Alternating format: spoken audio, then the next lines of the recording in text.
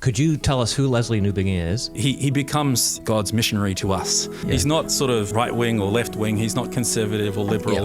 He just does not fit any of the categories. And that is one of his points. We tried the seeker-sensitive relevance model of ministry, but that time, it seems like to me, is coming to its end. He says that most churches, though, in the Western culture have chosen the other strategy, which is syncretism. What we're doing is looking for a way that the gospel can fit into the culture. It just does not fit. The two are incompatible with each other. So it's very hard to untangle some of this stuff. That if we don't untangle it, then we fail to have a missionary encounter with the culture. Kia ora koutou and welcome to Lunch on the Way. Today we had the pleasure of interviewing and having a conversation with Dr. Greg Liston, who is a systematic theologian at Laidlaw College, and he wrote an article talking about Lesslie Newbigin's missiology, or 5 points of how the church in the West can be distinctive and gospel-centric as it approaches mission and as it's in conversation with the world. It was a wonderful conversation. We went all over the place. We dissected secularism. We looked at what does it mean to actually set up these plausibility structures within your church so that you actually look different to general culture. We talked about how the Spirit indwells all of that. We deconstructed the strategic, mechanistic, formulating, technical way that we kind of do church and function as a church, and where that might be going too far. We go everywhere. And if you want to have a great conversation and listen to a great conversation about the church and mission and what does it mean to be faithful in that, we invite you to listen to this conversation today.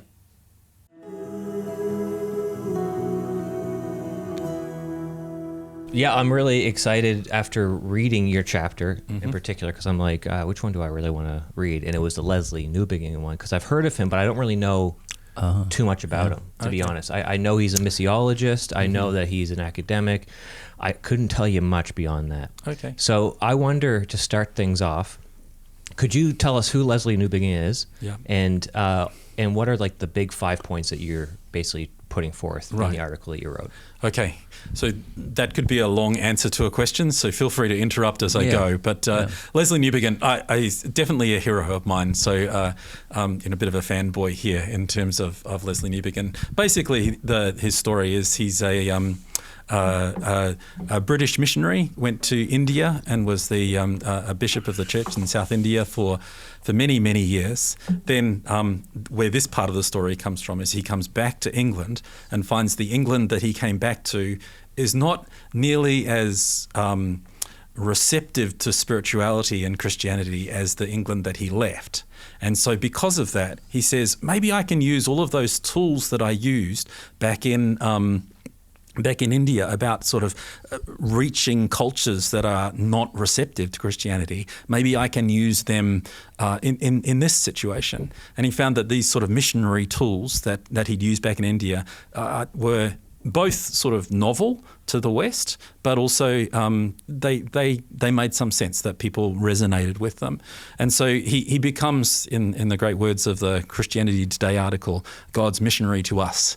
He's sort of like, it's like he's sort of come from years and years in India in a culture which was very different from the Western culture, and then gets to come and sees our Western culture with brand new eyes, and to be able to see how that works and that fits together. Does that make sense? So what century and decade? Yeah, okay, right. Okay, fair enough. That's a good point. Sure, okay. Sorry, these things... No, that was really good. That's fine. You're jogging my memory now. I knew more than I thought that's about right. him. That's good. That's fine, cool. Yeah, so he I think it was I wish I could say it exactly, around the 80s, 90s that he came back to England and died sort of maybe 15, 20 years ago. Okay. Like that. Oh, really? Yeah. So it's like relatively recent a, within missionary history.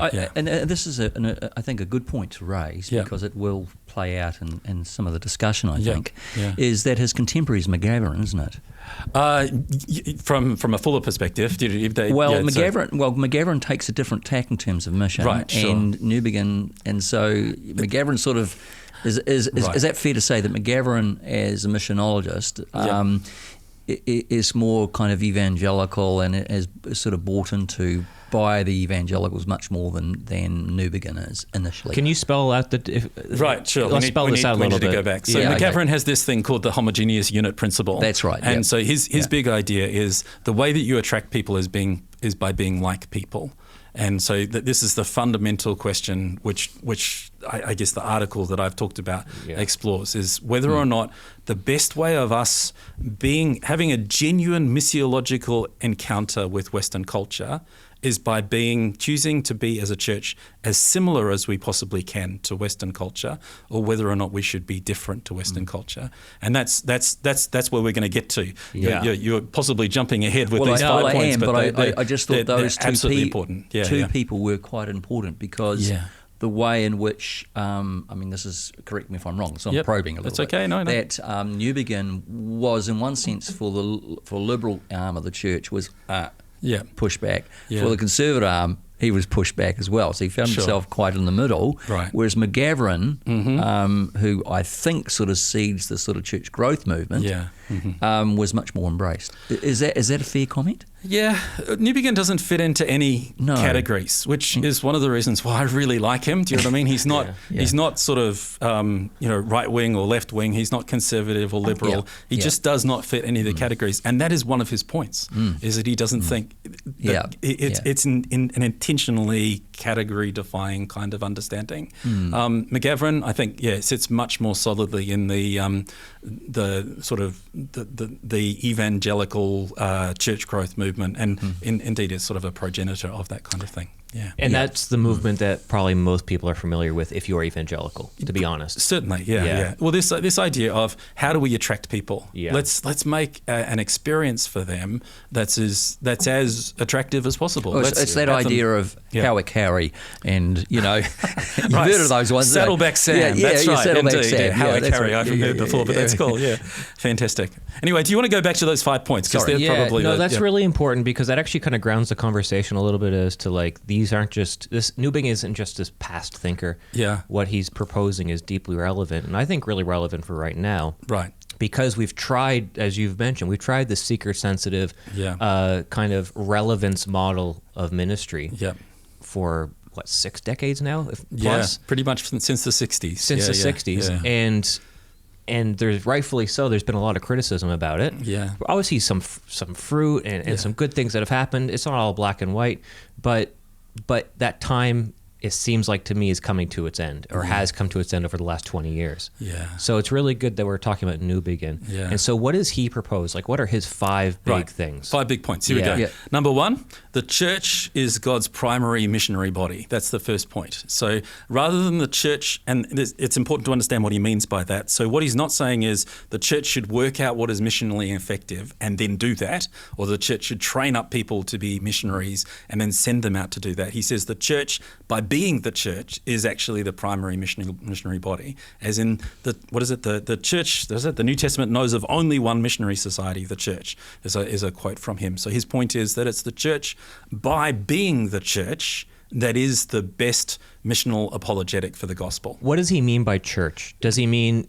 institution of an actual location for a church, or does he mean just the spirit-filled universality of the church? Well, so again, think about it in New Testament terms. Yeah. We're talking about a local body of believers who believe in Jesus Christ, who gather together regularly to be able to do that. Whether they gather together on a Sunday service or that kind of stuff, all that kind of stuff's kind of irrelevant. It's that notion of the physical representation of a community working together. That's what he's referring to. People actually getting together and loving Jesus together. That is what he means by church. So it's not like a Christian being a Christian by themselves. It's being together in community. Community is so the emphasis here is not on the do, it's on the be. Yeah, very much so. Okay. Yeah, absolutely. So it's, and he says that this is the best, from his perspective in the New Testament, it's the only missional apologetic.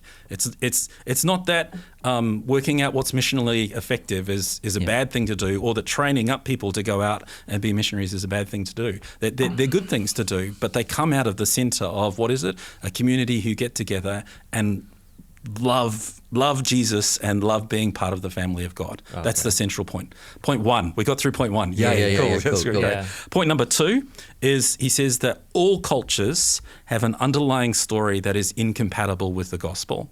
So his point here is that, it's very common. You guys are both Bible college lecturers, so you know this, to talk about the idea of the story of the gospel and those kinds of things. He makes the point, which I think has become quite common now, that all cultures have a story. They have a way that they make sense of the world.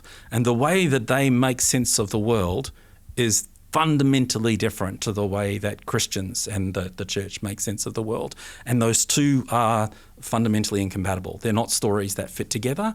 They're not stories that overlap each other. Now, I'm not saying, just to be clear, that there is no overlap between the story of Western culture and the story of Christianity. What I'm saying is that the underlying root is different. I was wondering about the best way, because you asked this question and think about what's the best way of explaining this, and you sort of think about it. It's I always think in science, because that was my background. So it's true that there are some overlaps between Newton's understanding of gravity and Einstein's understanding of gravity, that when you have a look at what it means for how the moon goes around the earth and those kinds of things, there's some things that are similar, but they're different ways of seeing the world. Even though there are overlaps, the actual story underlying them, or the basic way that you understand the world, whether or not there are forces that are happening or whether or not space-time bends and those kinds of things, they're different ways of seeing. So there are overlaps, but the stories are different. Would it be good to compare like a materialist worldview to possibly like a sacramental Christian worldview, where you have material things in the world, and under materialist worldview, it's just flat, unimpressive beyond just the mechanistic kind of makeup of what is material and how things are functioning. Whereas when you say you look at a sunrise or a sunset, there's something going on that's causing that, but what's underneath that is like the goodness of God in creation pushing through his creativity. So Newbigin makes those kinds of points and makes them regularly. It's not just, he talks about how we've become not just a scientific community, but a driven by science, in the sense that the only things you can determine that are true are if you can scientifically prove that they are true. Scientism. Yeah, scientism. That's a great phrase. That's where you take a good thing, and this is again a Newbigin and a Keller and other people's comments. You take a good thing like science, which is a wonderful thing, and you make it the ultimate thing. This is the only way that we can know truth, and it's just a fundamentally different story. So there are overlaps. That's absolutely true, but he makes the point they're different stories, and you need to see them as different stories. So the big point that he makes is this idea that Western culture provides sort of an even playing space where all different religions can compete on equal terms. He says that has no adequate foundation. And the reason it has no adequate foundation is because Western culture itself has a story. And so that story needs to be acknowledged and recognized.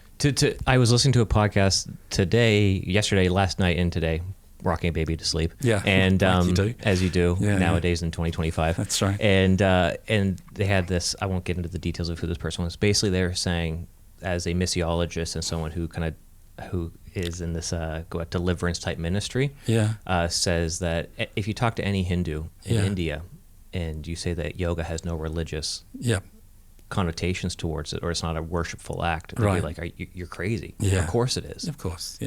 But to a secular person, it's like, oh, it's just stretching. And so it's like, well, to other people, there's something else going on, right? And I'm not trying to bring something up to be controversial for a moment. Don't do yoga. That's not what I'm saying. But what I'm saying is people have these underlying stories within the actions that we do. And that would suggest that kind of very flat material world is an assumption. It's a whole lot of assumptions sitting underneath. And that's exactly his point. And so his second point, because we made it to point two now. We're doing well, Greg. Thank you. Is that this story is incompatible with this story, and you need to see them as incompatible. And when we don't see them as incompatible, and we don't recognise the story behind Western culture, that we're being a bit naive, I think, is what he's trying to suggest, which I think is fair enough. So your point about yoga, he'd make the same point about Western culture.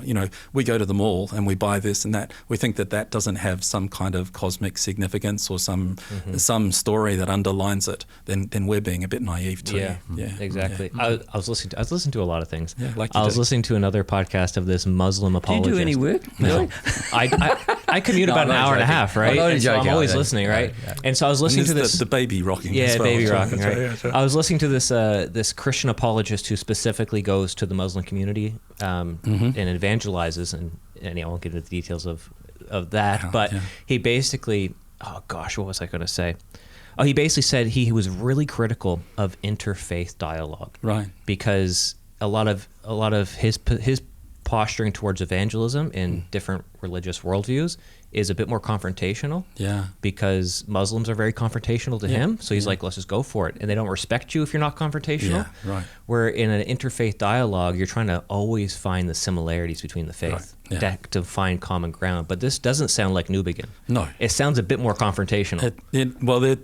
There's those aspects to it. Do you know what I mean? I think not confrontational in the sense of violence. You'd be deeply against that kind of idea. I'm different to you. But and that needs to be owned and recognized. And it's only when that's owned and recognized that we can actually have a conversation. Yeah. So this means for us to be able to understand our culture, what we need to do is we need to actually get inside and see the world from their perspective. Yeah. What is it that makes a Westerner, do you know what I mean, or a Kiwi, or however you want to put it, what makes them tick, and how do they see the world, and how is that fundamentally different? So we need to inhabit their culture or their understanding a little bit. So so seeing those two different stories, that's his second point. Cool. Number three? We're number 4, weren't we? No, that was number two. Still two. Yeah, still two. Right. We got 3 more to go. We've got 3 more to go. We are making progress. Here's the third point, which probably piggybacks off your confrontational point, is that when you live according to one story in a culture that is an entirely different story, that is painful, that hurts. And I think that is both a brilliant point and a very, very confronting point for a couple of reasons. One is that I'm not sure, I love the church, and so I'm critical of it from the inside, so that's important to recognise. Yeah. But I'm not sure that we as a church in New Zealand necessarily feel that discomfort quite the way that that Newbigin is talking about here. So I mean, his point is that you should feel a little bit absurd in this culture, because it's quite a different story from the story that you're inhabiting. And he says what we tend to do as churches in Western cultures, we make one of two strategies in order to avoid that pain. One is we withdraw, so we separate because we don't want to feel that pain, and so we'll create our own little culture and keep separate from it. And he would make the point that some of the conservative evangelical churches have made that mistake, have chosen to withdraw too much. Not necessarily from actual involvement in society, not in an Amish kind of sense, or do you know what I mean, that kind of thing, but just to have a completely different world. That's I'm not going to engage with secular stuff. Because I'm it going to hurts engage too with much. Christian stuff. Yeah, that's right. Yeah. And I think that's fair. Yeah. And so he says that some churches have fallen into that problem. He says that most churches, though, in the Western culture have chosen the other strategy, which is syncretism. Which goes back to this kind of conversation a little bit. Yeah. So we're saying that what they're doing is, I will choose a little bit of this and a little bit of that and put them together just so that I don't feel uncomfortable in this particular culture. Yeah. And do you think it's more subtle than that, though? You know, in the sense that the syncretism, that's what you're talking about. Well, I don't think people do it on purpose, but I think they do it naturally because it's there's an unawareness of those elements, and there are layers and layers and layers of this. Yeah.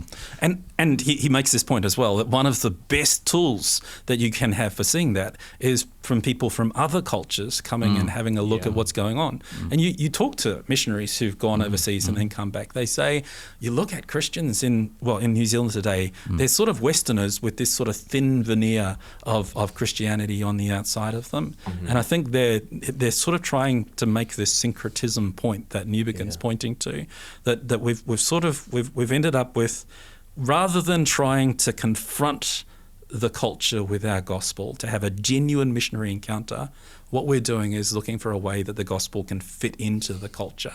At his point, going back to point 2, it just does not fit. The two are incompatible with each other. So that's point number 3. Does that make sense? That does make sense. Yep. Yeah. Okay. Yeah, there's a lot that can go. That tension is huge. Like I've noticed a bit of a movement within the Christian music scene of people saying, on TikTok or on Instagram Reels, like, I don't listen to secular music. I listen to Christian music. Right. And a part of me is like, oh my gosh, are we in the 90s again? I'm like, what? Just like this generation born in like the 2000s. Yeah. I was like, we've already done this. Yeah.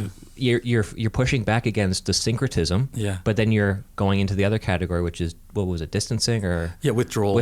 Yeah. Sure. Yeah. I mean, and we don't want to sink too far into this because we need to get to point 4. Yeah, and sure. 5.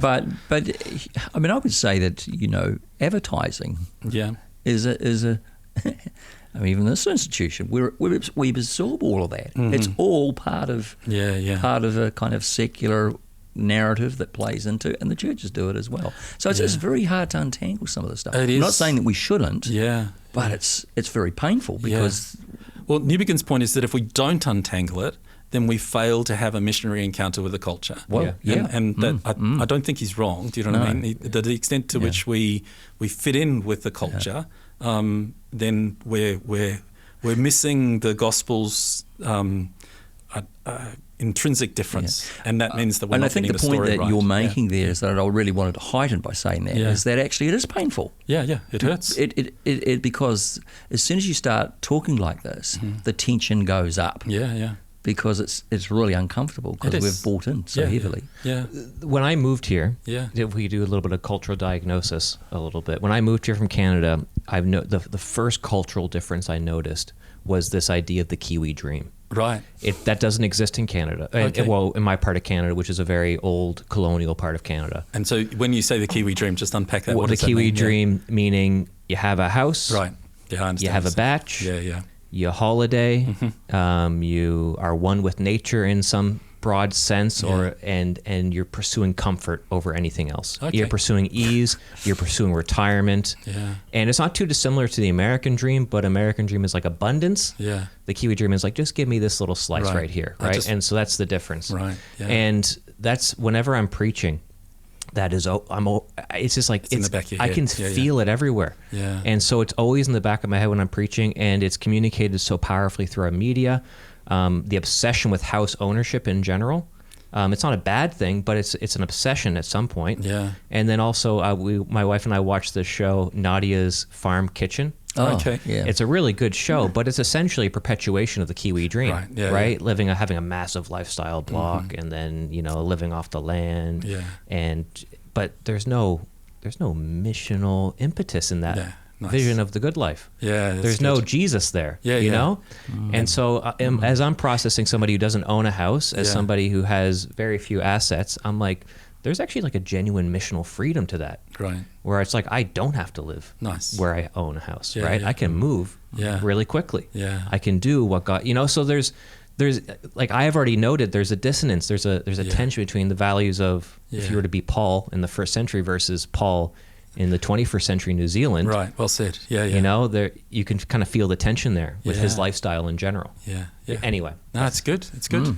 Yeah. Well, the point about, was it Nadia's Home Kitchen? I don't watch, to be honest. I'm not a big foodie, but that's fine. Is that Newbigin would call that a plausibility structure for the Western let's call it the New Zealand dream, or the New Zealand story, the story that underlines New Zealand. And he says that what the church needs to be is to be a plausibility structure for the gospel, and that's his 4th point. So he says what you need to do is you need to have churches, communities of people who get together, do you know what I mean, who people from the outside can look at them and say, I can see that your God is real, and I can see that Jesus is Lord, and I can see the narrative that you're indwelling is true, because your community couldn't exist like that if that wasn't the case. And he says this is the job of churches. There's supposed to be plausibility structures. But that's for the point gospel. 5, right? That's point number 4. That's 4. Yeah. You've already transitioned into it. Oh, yeah, that was point number 4. That was very good. Thank you. That was a great segue. There we go. Yeah. And I ruined it. No, not at all. No, it was good.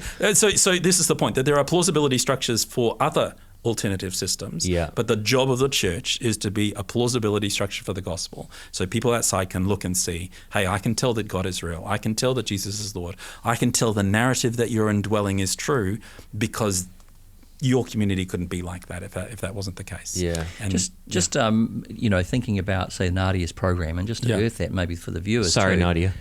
Well, no, because I think that program is also echoed in other ones. I mean, I occasionally watch Country Calendar. Okay. And I find myself going, I want that. I really like to have a. Wouldn't that'd be the idyllic life? Right. To have some farm that you could live off, and Nice. So, but it's interesting how my own response to feeling very attracted to that story. Yeah. And I think you just make that point, is that the story is bubbling around not just in one space. Yeah. It's being reinforced, and Yeah. and we kind of find ourselves in that You do. more than we realise. But And going back to point 3, Yeah. the idea that I can have this and this, that's syncretism. Yeah. And that's what Newbigin says. No, the stories are incompatible. If you're living for Jesus, then it is everything that you are, which means that you reject this story. It doesn't mean rejecting absolutely everything involved with it, but it means the fundamental underlying basis by which you live your life is not this. And it's not this and this, it's just this. It's just the gospel story. I don't know if this is jumping to point 5 or not, or whatever, but when I think of, say, owning that extra house or that batch, but you're a Christian, right? And you're like, no, I don't agree with the plausibility structure that's set up within this Kiwi dream. Sure. If I'm just like, if I won the lottery or won some sweepstakes and had a house like that, I'd be like, I feel like I would have to give a portion or like give time with that house to people who need that house. Right. You know what I mean? Like if there's missionaries or pastors or people having a really hard time in the church, go use it for a week. Yeah. You know what I mean? So it's not like that owning a second house is implausible. It's just to say, but it might also be to say there's a way of like redeeming or using what we have. Of course. Yeah. So it's not, I just want to make that point because it could sound like, hey, you need to be just like Paul and be a tent maker and just go travel throughout and be a missionary and own nothing and be homeless like Jesus. Yeah. It's like, well, no, not quite. Can I just add another piece to that and press that a little bit, the plausibility structure? Because the plausibility structures, it can be quite vague. Vague, so, yes. So would it be fair to say, and add in the plausible structure needs to be palpable? Palpable in the sense that I can touch it and feel it, and that. So I think that word catches as something of the human experience within that. Would that be a fair comment? Yeah, well, I think it's completely fair. Yes, it's exactly what Newbigin is talking about. That he says that that the people from outside of the community should be able to look at the community and see this is different. This makes the gospel make sense, and it's something that it's really important for Newbigin. This is not just an intellectual. I can see that, but I can feel it. I touch it. It's gut level as well as otherwise. This reminds me, and maybe it won't take too long to tell the story, but I'm watching again a YouTube clip. But I quite like World That's War all we II do nowadays, right? But this was a true account. What happened during the Second World War? So the North African, when the Germans surrendered in North Africa, I think 115,000 troops came to Britain as prisoners of war. Right. So what the British did was they treated those prisoners of war with utmost level of human dignity. Right. Okay. And in particular the senior officers, they put them in beautiful accommodation, fed them 3 times a day. Wow. And what to short circuit the story, basically over this time, their understanding, their national socialism began to crumble. Because the plausible structures were not, because they experienced hospitality. And so what happened over that period of time, there was a complete collapse of their worldview, that there was another narrative that was playing in. So these officers became the lawyers and doctors of the West Germany. Right. I think it was a profound story. No, that's a really good story. That sort of it illustrates this idea of plausibility structures. That it's actually when people see the working out of this grand narrative, where we're choosing this narrative as opposed to this narrative, that's what causes the questions in their brains. That's what causes them to think, maybe this Christian stuff is not just a nice add-on or something that I can choose, but it's actually the fundamental way of seeing the world. And that story illustrates that kind of thing really well. It's conversion. Do you know what I mean? Yeah, That's exactly what Newbigin's talking about. It's a changing of the way that the narrative through which you understand the world and society around you. Yeah.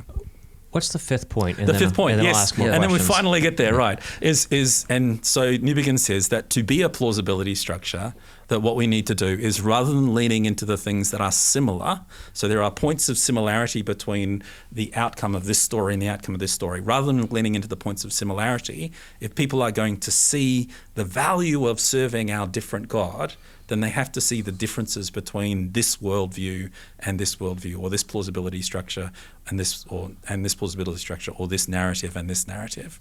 So what he says is that churches should be intentionally leaning towards being different. That doesn't mean different weird. It does mean different with distinction, different in a way that people look at it and say, yeah, I'll have what she's having, kind of thing, that kind of stuff. Now, I just want to say one point quickly before you jump on this, that these 5 points, Newbigin says way, way more than this. I figured. And so, I mean, he's written tons of books, and it's way more nuanced than this. And I know we were talking just before the podcast came on about the nuance. Yeah. One of the things that I found is you give people a book from Newbigin, and they get confused just because he's a British academic, and so he tends to use big words and those kinds of things. So what I was trying to do in this article was to be able to say, how can I sort of boil this down to something that's as simple as it possible can be. Now, obviously, when you do that, bits leak out, and that we probably need to talk about the bits that leak out, because when you just say we ought to be different from society, it can mean almost anything. It can just about. And so what we need to do is to work out how that works itself out and those kinds of things. But I think those 5 points, do you know what I mean? Yeah. That they capture the big overarching vision of what it is that Newbigin is trying to say. Can you say the 5 points really quickly again? Church is God's primary missionary body. Secondly, all cultures indwell an underlying story that's incompatible with the gospel. Third, living a narrative different from that of the surrounding culture is inherently painful. Churches therefore need to view and craft themselves as plausibility structures for the gospel. Finally, churches should intentionally lean into the differences they have with society around them rather than into the similarities. Yeah. Okay. I have been doing a lot of even just theological hobby interest around Eastern Orthodoxy. Right. Because it is, in my opinion, it seems like the most out there plausibility structure within the Christian church when it comes to not giving a care about what culture thinks of it. They boastfully claim that they haven't changed their liturgy in centuries, if not a millennia. And their theology means that they don't have to as well. Exactly, so, right? Yeah. And that they are directly from what John Chrysostom of his liturgical take on the church, in what century was that, the 3rd century or something? Oh, that was a bit later, wasn't it? A bit later, 4th century, somewhere in there.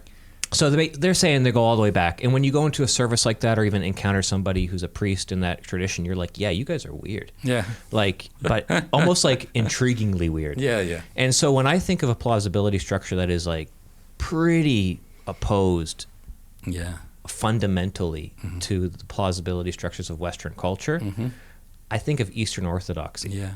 But I don't suspect you would go that far.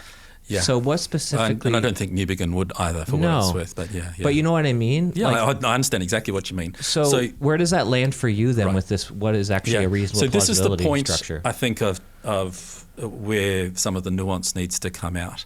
Is so Newbigin doesn't just say be different and then stop at that particular point. Yeah. He says be different, but also be present.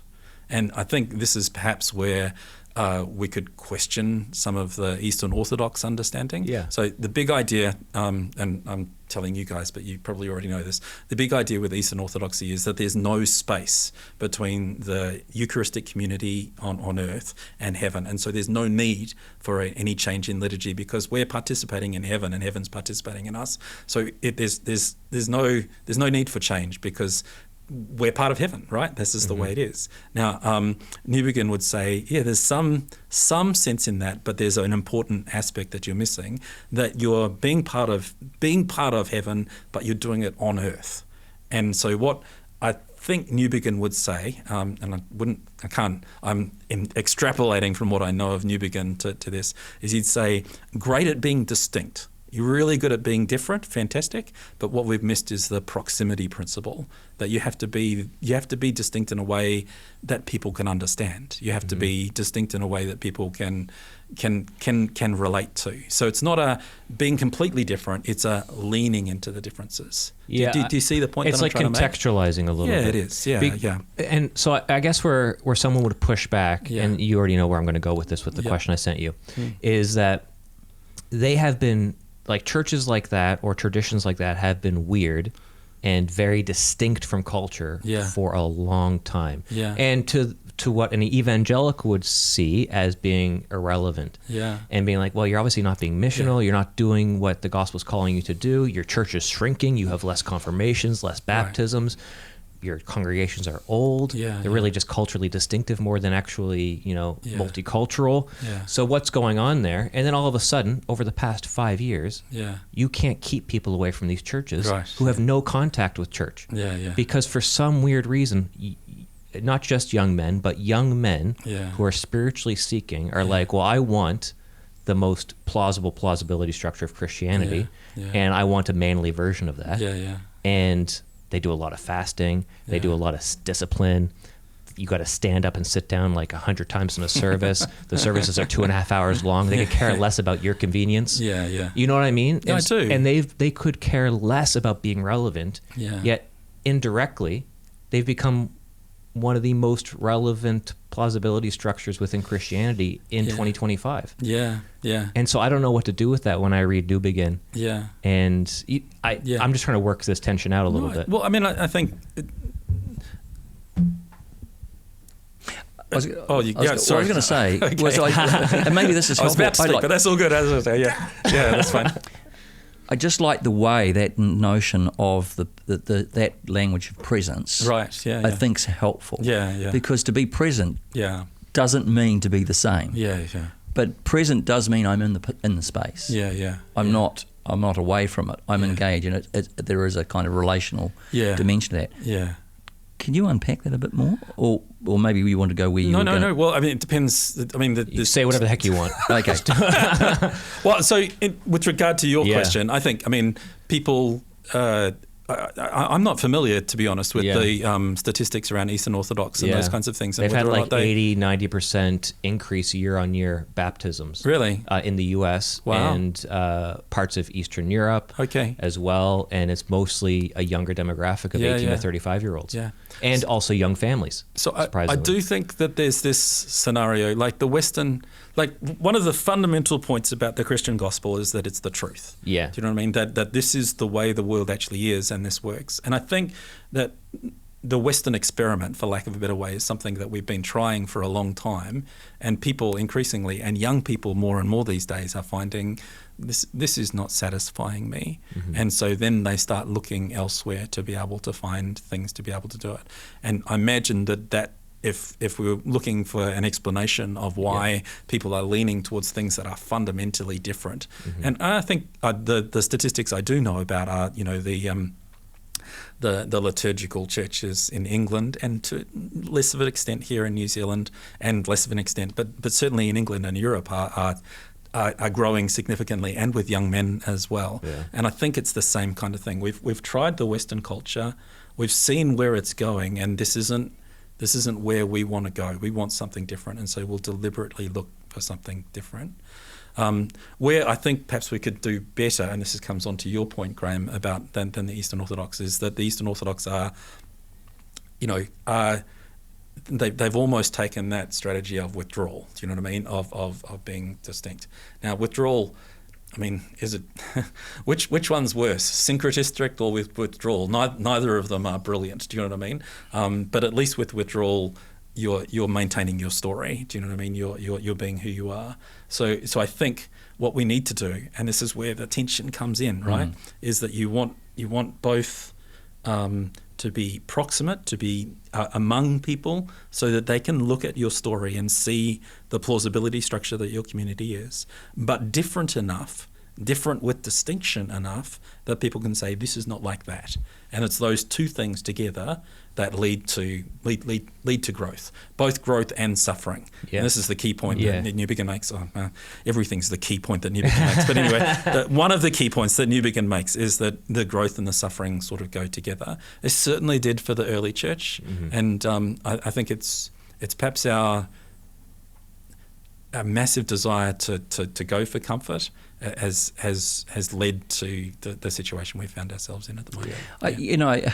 From a kind of formational point of view, pulling that back to is that, and I know sort of my engagement with students around this is that actually tension is what you should feel, right? Yeah, rather than resolving, this need to resolve. We want to resolve the tension, but actually the tension is a reality that we need to actually emphasise or name.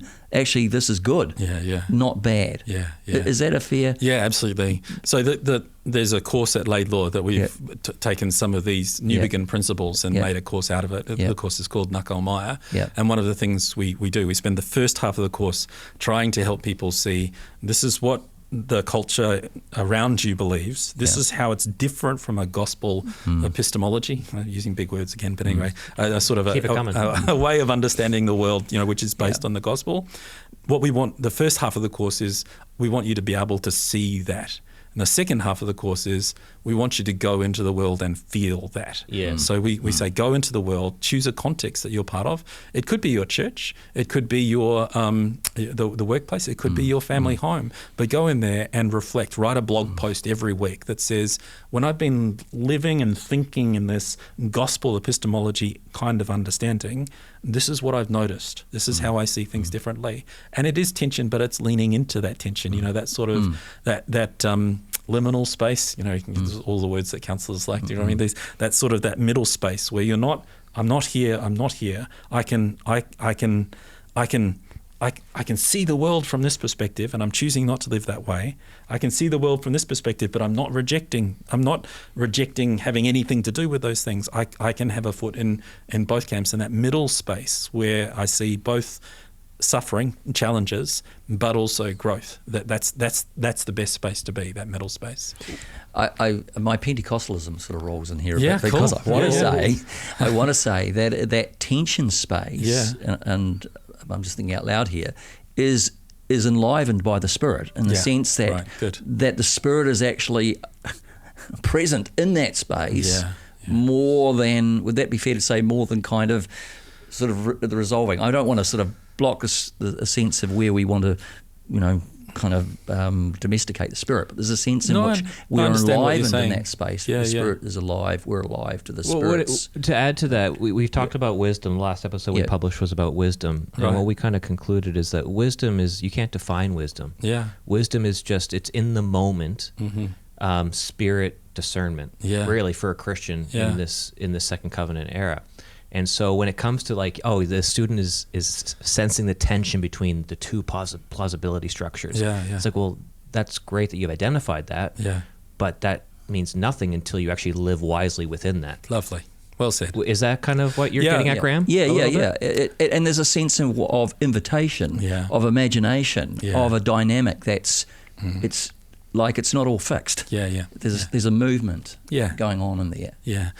That should be exciting. Yeah, I think so, and it is exciting because it's a place both of suffering and of growth. Do you know what I mean? That if we are intentionally living as plausibility structures that are different from the gospel, A, it will be a place that hurts. Do you know what I mean? It will be a place where we feel uncomfortable.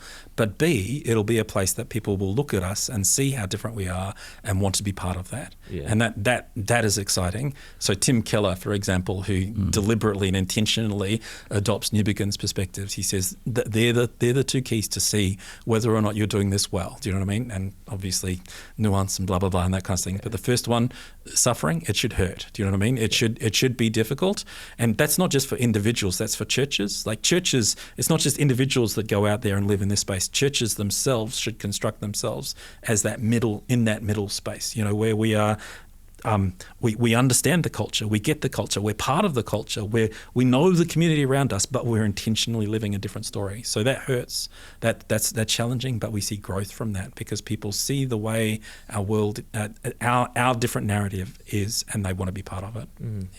Let's get granular a little bit and contextual. Sure. One thing that I've been going through the past 2 years is deconstructing my secularism. Okay. And I'm not defining secularism as non-Christian space. I'm defining secularism as like a whole swath of the plausibility structures within which we live in this world and what makes us feel comfortable as Westerners, basically. And one of those plausibility structures that I've identified is this constant need for progress. Right. Nice. And efficiency. Very good. And outcomes and KPIs and boards. Yeah. You know, all these different things, which I guess I'm in the process trying to figure it out, but that is to me, it seems like those things are a deeply secular value. This idea of progress, outcomes, efficiency. And when I read the New Testament, I don't really see that. You see numbers. 5,000 people came to believe in Jesus on the day of Pentecost or whatever. It's like, but it wasn't about, that wasn't the emphasis of the story. And so what do you have to say about that within, because it seems like within a church's missiology, within evangelical churches, broadly speaking across the West, you can pretty well map that plausibility structure onto most church strategy. And it fits perfectly. What would you say? I think you've hit on a really, really important place where you see a syncretism between the way the world works and the way the gospel, the gospel story. Isn't it good that people are, that churches are growing and those kinds of things? And so that's a really positive thing. But when we see it in this kind of way, we're grabbing a bit of this and a bit of this and putting them together, and it's even more than that. It's when we see that if we do the right thing, if we implement these particular metrics or do these particular programs in this particular way, then we will see those results. And what we've done is we've taken technique and we've made that the ultimate thing. We said what really is God here is not God, but it's technique. It's our strategies. It's our method. Our method, yeah. So, I mean, there's a really famous French philosopher that talks about this called Jacques Ellul. I'm not sure if that's a name that's familiar to you. I know guys lots of Jacques. Yeah, sure. Yeah. So Jacques Ellul wrote a fantastic, worthwhile book if you feel like reading something called The Technological Bluff. And his basic point is exactly that. He's making the point that our society idolizes technique. Our Western society idolizes technique. So he's not a Christian, and he says that technique will not give you what you think that it will. He's not saying he's not saying that techniques don't deliver what they say they will, because clearly they do. He's saying that the ultimate goal that you're looking for in technique, which is, a life filled with meaning, a life filled with purpose, these kinds of things, that technique can never give you that. So this is exactly the point that and it's just a wonderful illustration of the kind of thing that Newbigin is talking about. So he doesn't use this phrase. Tim Keller uses this phrase based on Newbigin's understanding of subversive fulfillment, where he says what Western society is looking for, what we need to do is we need to be able to look at Western society and say, well, what you're after is this and that and the other thing, and perhaps you'll look to technique or those other things. Well, what you're looking for Western society to be able to give to you, it never will be able to give to you. But what will give it to you is Jesus. Jesus will give you the satisfaction, those kinds of things. But you won't find it here. You'll find it here. So what you're after, meaning, life, purpose, fulfillment, all those kinds of things, that's great. But you'll never find it here. It's a good thing that you're after. What you're after is really good.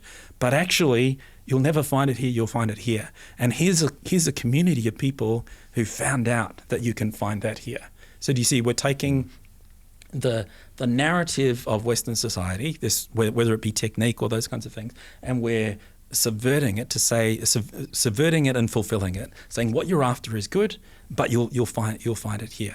And I think this is the technique is just a wonderful example of that being worked out in churches today. So it's a wonderful example of syncretism, and it's a wonderful example of how we could subversively fulfill things that Western society is looking for, but will never actually be able to offer. Like, did that make sense? Sorry, Well, I mean, it did. God, I want to push the conversation a little to saying, so what does this look like in church life?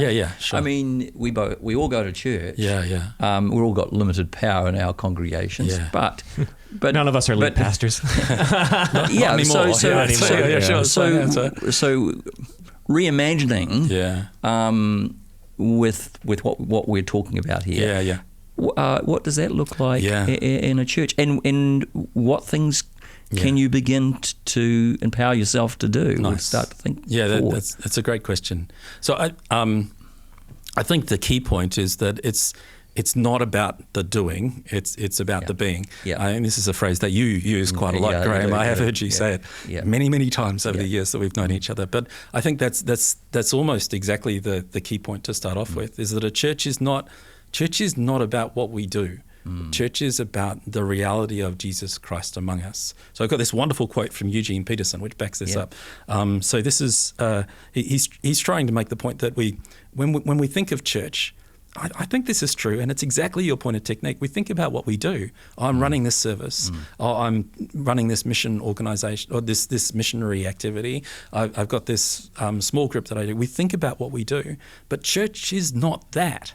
Church is the presence of Christ among us. Wherever two or three are gathered, there is Christ among them. So this is what he says. He says, Eugene Peterson, we do not create the church, it is. We enter and participate in what is given to us. What we do is, of course, significant. Our obedience and disobedience, our faithfulness and unfaithfulness, what we ought and ought not do are part of it. But what I'm wanting to say is that there is more, far more to the church than us. There is Father, Son, and Holy Spirit. Most of what the church is, not all, is invisible. We miss the complexity and glory of church if we insist on measuring and defining it by the parts we play in it, if we insist on evaluating and judging it by what we think it ought to be. Do you see the point? Oh, absolutely. Yeah. I think that's the starting point. Like, I think if you've got to get that point right in your head and with your congregation, you say, church is not about what we do. What church is we gather to celebrate and remember that we are children of the living God. And whether we do anything or we don't do anything, that's not going to change that fact. And that's 99% of it. Do you know what I mean? Then what we do is, that's interesting and worthwhile. But often we've talked about here, the trap can often be, with great intent, is that as soon as we name the thing that we're going to do becomes the idol. Yeah, right. So, I'm reminded of Augustine's words, the only signum or sign is Christ. Yes. So as soon as we've talked about holiness, we're holy church, that becomes the idol in which we all bow to. And then it becomes dehumanizing and, then mechanisms to make that we get more holy, whatever that looks like. So or get more responses. So this notion of being has to be very centered in the notion of participating. I think this is one of the fundamental differences between this story and this story. Yeah. In this story, what you do defines you. This story is the Western culture story. Sorry, in my head, it's really clear. It's on that side. And in the Western cultural story, what you do defines you. In this story, you are defined because you are a loved human being by God, and that changes everything. And you see those stories, they have overlaps because you're a loved human being, you will do stuff and you will change things and that kind of thing. That's what we're talking about, how we can do things differently and change things. But the point is that does not define you. What defines you? You are a loved human being, loved by the Creator of the universe, and that's enough. That is enough. And that I think. The stories, you can see how those two things are not compatible with each other. Back to the technique bit. I've been a part of churches that have been on both ends of the spectrum. Of they're incredibly dynamic through the Spirit in the sense that they are intentional about what they do. But it's always subservient to what does God want to do. Meaning they're not too hung up over things being perfect. They're not too hung up on formalization. But there's a sense of openness, and it's almost intangible. You can't really define it, but you can feel it when you're in there, right? Where I've been on the opposite side of things, where if the music isn't played at that particular moment during this particular response, what are we doing? Yeah. What are we doing? Yeah, right? Yeah. And that's when the distinction you made was so good, where it's God is not God in that technique first mode of being, that efficiency and outcome oriented idol. It's the technique becomes God. Yeah. And that was a really good distinction. Yeah. So that it's there's been a history of people who've said things like that, but the main one is a guy Kierkegaard. I'm sure you've heard of him, but he wrote a lovely little book. It's really worthwhile reading if you haven't read it, called Sickness Unto Death. It's only that big. Do you know what I mean? You can get it on the internet. That he makes exactly this point, that this is the essence of sin, when we take a good thing and we make it the ultimate thing. And so sin is not, most people think, sin is disobeying the laws of God and those kinds of things. And he points out, well, what about the Pharisees? The Pharisees were doing all that God wanted them to do, but they were lost. They were full of pride and hate and all those kinds of things. So what was the problem? They'd taken obedience to the law, which is a good thing, and made it the ultimate thing. This is exactly the same thing with technique. Technique is a good thing, do you know what I mean? Yeah. But then if you make it the ultimate thing, if it's all that matters, then it takes the place of God. But the beauty of God, is that he, what is it, this C.S. Lewis quote? What he takes with one hand, he gives back with the other hand.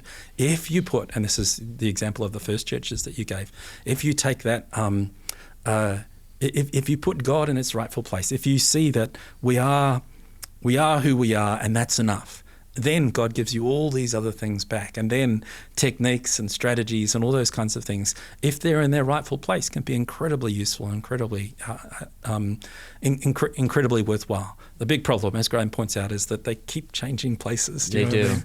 And you keep, this keeps coming up, and this is the challenge. Is it fair to say I speak for myself, we're inherently, as human beings, an inclination towards idolatry. Yeah, that's right. It's constant. Yeah. That's exactly what it is. It's idolatry. So it's good to name it. Yeah. I can give you a good example of the good thing turning into the thing. Yeah, great. So within this whole thing, I've shared the story before. Post the prayer initiative for Pentecost prayer initiative that happened in New Zealand this past Easter, 40 days after Easter. Basically, our church prayed for 24 hours straight through the night. Wow. People coming in. It was wonderful. It was great. Yeah. And I was exhausted the night preaching that Sunday because I didn't do any praying because I was up all night with a child. But I had to preach. Yes. And so I'm just not tuned in at all, right? Mm. So we're about to start the service, and then Pastor Kristen comes to me and says, throughout the 24 hours of prayer, we sense that God has identified that people need salvation in this room. So we would like you to give invitation at the end of your sermon. I'm like, great. And she's like, oh yeah, and also we think our church planter is in here somewhere too. So we want to ask you to give a call to ministry on top of that. Okay. I'm like, all right. And I'm in my head, I'm thinking, how can I shorten this 30-minute sermon to 20? Because I'm just so exhausted, right? Yeah. And so it was the jankiest service I think I've been a part of. Okay. It was wholesome, but it was janky. Yeah. Efficiency, outcomes, all out the window. Right, nice. But it was a beautiful response. Yeah. People came to know Jesus, I think about 9 to 10, and then 3 people responded to a call to ministry. Wow. And they were straight up pivots from the sermon that had nothing to do with it. Yeah. Because I was like, all right, guys, sermon over. You want to follow Jesus? Yeah. Because I'm just exhausted, right? Yeah. And so the good thing is we prayed. Yeah. And something happened in the praying that was collective discernment. Yeah. But you can turn the good, the prayer, into the ultimate. Right.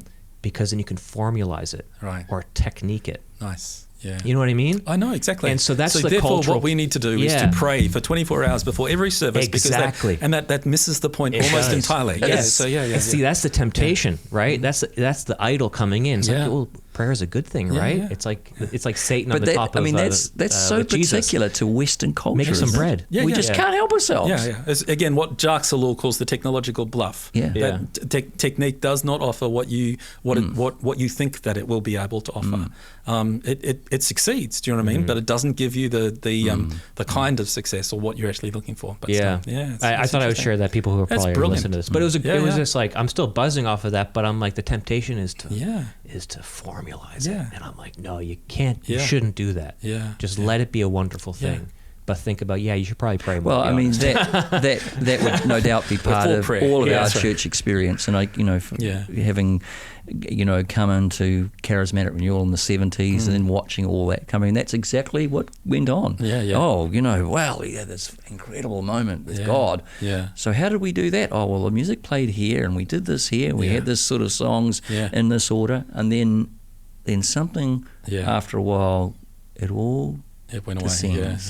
Sure. Into kind of, it's, so you have this shell around, but there's no essence anymore. To catch people back up, we were talking about secularism's plausibility structures leaking into the church, and that's the conversation. So this article you wrote was a part of a book, which was a part of a conference. Yes. Give us the backstory a little bit in the 10 minutes or so. What's going on with this? And well, feel free to bring it up to talk about. To that camera if you want. Well, here's the book, that was this is exactly great the same conference for the too, conference. by the way. It was a great conference. I enjoyed it. So it emerged to start off with when I had been to lots and lots of my job is to study ecclesiology, so I'd been to lots and lots of conferences during my 6-month sabbatical on the church, and I think I was getting depressed, to be honest, Graeme and Joey. I was listening to all these conferences, and probably 7 out of every 9 or 7 out of every 10 presentations were on how the church is stuffing up, how the church is failing, all those kinds of things. Good, worthwhile things to be able to talk about. But it just struck me there is another side to the story. And so I came back, worked with my colleague Sarah Penwarden, and we thought, how could we speak hope into the church? How could we say the church is struggling and there are some challenges, but and goodness knows we haven't done everything right, but we are God's church. And this stuff that we've just been talking about, this is that independent of what we do or don't do or succeed or don't succeed, we are God's church, and so there's always hope for us. I want to send that message into the church in Aotearoa. How do we do that? And so what we did is we broke it down into the different areas where hope was, sort of hope for individuals, hope for communities, sustaining hope, and then missional hope. And then for each of those different parts, we invited one practitioner, one sort of systematic or biblical theologian, and one sort of someone who sat in the middle. Do you know what I mean? An applied theologian or an applied practitioner or that kind of thing to be able to speak out. By practitioner, you mean like a pastor? Yeah, a pastor or a priest or a bishop or someone like that. Yeah. And we got these people together, and we had a conference, and we went through these different presentations, and basically expanded versions of each of those presentations is what's in the book. So our hope for the book. There's two things. Our hope for the book is that it will speak hope into the church in New Zealand, that people will read it and think, we have made mistakes and we have stuffed up, but God is for us. God is fundamentally for us, and so there's hope for us, and be able to look and see not just that that's a theoretical hope, but there are green shoots of hope. You mentioned one before with the number of people coming to Eastern Orthodox and the number of young men who are joining the church. This is exciting stuff. There are green shoots of hope. The other thing we wanted to say, and this is because we're at Laidlaw and it's an institution that's academic, is one of the things that bugged me a little bit about being an academic is it felt like the practitioners were over here, like the pastors and the priests and the reverends were over here, and the academics were over here, and they never actually talked to each other. And I thought, there's so much that we could learn from them and so much that they could learn from us, do you know what I mean, if we actually got together. And so I wanted to create a space, Sarah and I wanted to create a space where that could intentionally happen. So that's the idea. Yeah. I need to finish. Or I'll have to go. Yeah, just walk out. Okay. Yeah, cool. Thanks. I've got a coaching session, but great to be with you. Really enjoyed the conversation. Yeah, likewise. Thank you, Graeme. Okay, sorry, Graeme. Okay. Go for it. Yeah, and just So you got the book. Yes. So the book's just out, and we've got a launch event for this in February next year, which we're looking forward to. It's got. I'm really, really pleased with the presentations and the papers that have come out of it, and I think it's never exactly the way that you hope it will be, but it's a genuine expression of hope for the Western Church, but even more specifically for the church in Aotearoa. And I think that's a good thing for us to be able to hear in the midst of some of the challenges that we're facing at the moment. Yeah. And so it was yourself and Sarah Penwarden. She's a counselor, Anglican priest. That's right. You are a Baptist. Yes. former pastor, academic. Yeah. And so the merging of those two worlds kind of brought in a whole different perspective within the whole book. Yeah. So where can people get the book if they were looking to Well, so buy you it? can get it on Amazon and those kinds of things. Yeah. And we'll have a launch event next February, and there'll be a stack of books that are available at a cheaper price at that particular point as well. But if you go on Amazon or it's wherever good books are sold. Wherever good books are sold. That's fine. Yeah, sure. It used to be Book Depository, and then Amazon bought them out and shut them down. That's right. And then now it's Amazon. Yeah, now it's Amazon, which is still it's not too expensive in Amazon. I think it's sort of $40 or $50 or something like that. So do you hope to do another Hope conference at some point, or is that like a one-off thing? We haven't decided. To be honest, we got a little bit exhausted from this one, which was great and was really, really positive. But we're just trying to decide what an appropriate next step would be. But we're really happy with the way that it's turned out to this point, and we're excited to see what God's going to do through the book. Yeah, we got some Steve Maena down in the bishop down in Nelson endorsed the book. We've got Roshan obviously here, and a whole lot of others. So a lot of people have read the book and found it really valuable. Ruben Munn, the pastor of Shore Community. So people have read the book and found it really, really valuable. So if you're interested in something, it's not academic, do you know what I mean? But it's written for the intelligent layperson or the informed pastor, and so that kind of person would be the sort of person that would be able to get a lot of value out of the book. Wonderful. And one of the chapters is obviously this chapter about Newbigin. I think it was chapter 13 or something? Something there like we that. go. You can bookmark that when you buy the book. Yeah, sure. Well, thanks so much, Greg, for hanging out with us. It's been a pleasure. Thank you so much for having me. If Graeme was here, he'd say thank you too. I'm sure that he would. Thanks, Joey. Thanks. Good on you.